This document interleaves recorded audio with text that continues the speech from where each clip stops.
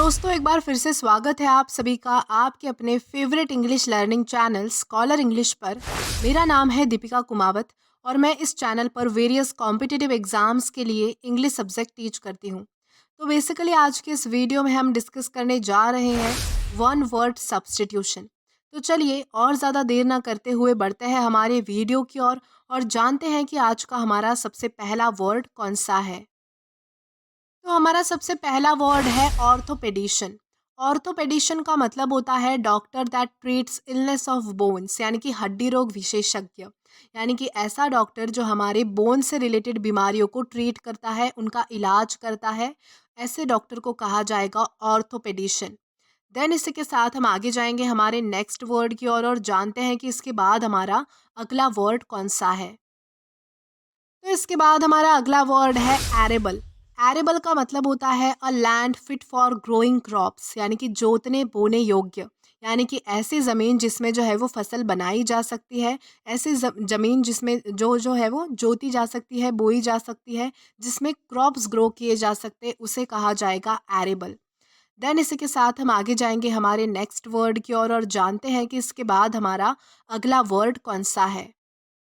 तो इसके बाद हमारा अगला वर्ड है गेरियाट्रिक्स। गेरियाट्रिक्स का मतलब होता है the branch of medical science which deals with the problems of the old, यानी कि जरा चिकित्सा। यानी कि मेडिकल साइंस की ऐसी ब्रांच जो बूढ़े लोगों को, यानी कि ओल्ड लोगों की प्रॉब्लम्स को डील करती है, उनकी प्रॉब्लम्स का निराकरण करती है, उसे कहा जाएगा, उस ब्रांच को कहा जाएगा गेरियाट्रिक्स। देन इसी के साथ हम आगे बढ़ते हैं हमारे नेक्स्ट वर्ड की ओर। तो हमारा अगला वर्ड है अर्न। अर्न का मतलब होता है a container for the ashes of dead person, यानी कि अस्थि कलश। यानी कि ऐसा कलश, ऐसा बर्तन जिसमें जो है वो डेड पर्सन, यानी कि मरे हुए लोगों की राख रखी जाती है, अस्थियां रखी जाती है, उसे कहा जाएगा अर्न। देन इसी के साथ आगे बढ़ते हैं हमारे नेक्स्ट वर्ड की ओर और जानते हैं कि इसके बाद हमारा अगला वर्ड कौन सा है। तो इसके बाद हमारा अगला वर्ड है एन एरर और मिस प्रिंट इन प्रिंटिंग और राइटिंग, यानी कि गलती होना। यानी कि राइटिंग में, यानी कि लिखने में या फिर प्रिंटिंग करने में जो है वो कोई गलती हो जाना, उस गलती को जो है वो एराटम कहा जाता है। देन इसी के साथ आगे बढ़ते हैं हमारे नेक्स्ट वर्ड की ओर। तो इसके बाद हमारा अगला वर्ड है एडोनिस। एडोनिस का मतलब होता है अ हैंडसम मैन, यानी कि आकर्षक पुरुष। यानी कि ऐसा व्यक्ति, ऐसा कोई पुरुष जो बहुत ही ज़्यादा हैंडसम है, बहुत ही ज़्यादा अट्रैक्टिव है, उसके लिए जो है वो एडोनिस इस वर्ड का यूज़ किया जाता है। देन इसी के साथ हम आगे जाएंगे हमारे नेक्स्ट वर्ड की ओर और जानेंगे कि इसके बाद हमारा अगला वर्ड कौन सा है।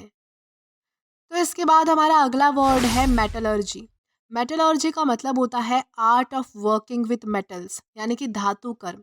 यानी कि एक ऐसी कला, एक ऐसा आर्ट जिसमें जो है वो मेटल्स के साथ, यानी कि मेटल्स के ऊपर, जो धातुओं के ऊपर काम किया जाता है, उसे कहा जाएगा मेटलर्जी। देन इसी के साथ आगे बढ़ते हैं हमारे नेक्स्ट वर्ड की ओर और जानते हैं कि इसके बाद हमारा अगला वर्ड कौन सा है। तो इसके बाद हमारा अगला वर्ड है मोनोथिस्ट। मोनोथिस्ट का मतलब होता है a person who worships only one God, यानी कि एकेश्वरवादी। यानी कि ऐसा व्यक्ति जो सिर्फ एक ही भगवान की पूजा करता है, एक ही भगवान में मान्यता रखता है, उसे कहा जाएगा मोनोथिस्ट। देन इसी के साथ आगे बढ़ते हैं हमारे नेक्स्ट वर्ड की ओर और जानते हैं कि इसके बाद हमारा अगला वर्ड कौन सा है। तो इसके बाद हमारा वर्ड है क्यूरेटर। क्यूरेटर का मतलब होता है one who is in charge of museum, यानी कि संग्रहालय का रखवाला। यानी कि जो व्यक्ति संग्रहालय, यानी कि म्यूजियम का रखवाला होता है, इंचार्ज होता है, उसे कहा जाएगा क्यूरेटर। देन इसी के साथ हम आगे जाएंगे आज के हमारे लास्ट वर्ड की ओर और जानते हैं कि हमारा लास्ट वर्ड कौन सा है। तो हमारा वर्ड है कल्पेबल। कल्पेबल का मतलब होता है गिल्टी ऑफ क्राइम, यानी कि गुनहगार। जिसने कोई क्राइम किया है, कोई गुनाह किया है, उसे कहा जाएगा कल्पेबल। तो दोस्तों आज के लिए बस इतना ही। आई होप आपको ये वीडियो पसंद आया हो, और अगर आपको ये वीडियो पसंद आया है तो do like this video, subscribe the channel and share as much as you can. और अगर आपने इससे पहले वाले वीडियोस नहीं देखे हैं तो यहाँ पर मैंने एक प्लेलिस्ट प्रोवाइड की है, जहाँ पर आप क्लिक करके वो सभी पहले वाले वीडियोस भी एक्सप्लोर कर सकते हैं। Till then keep learning. Thank you.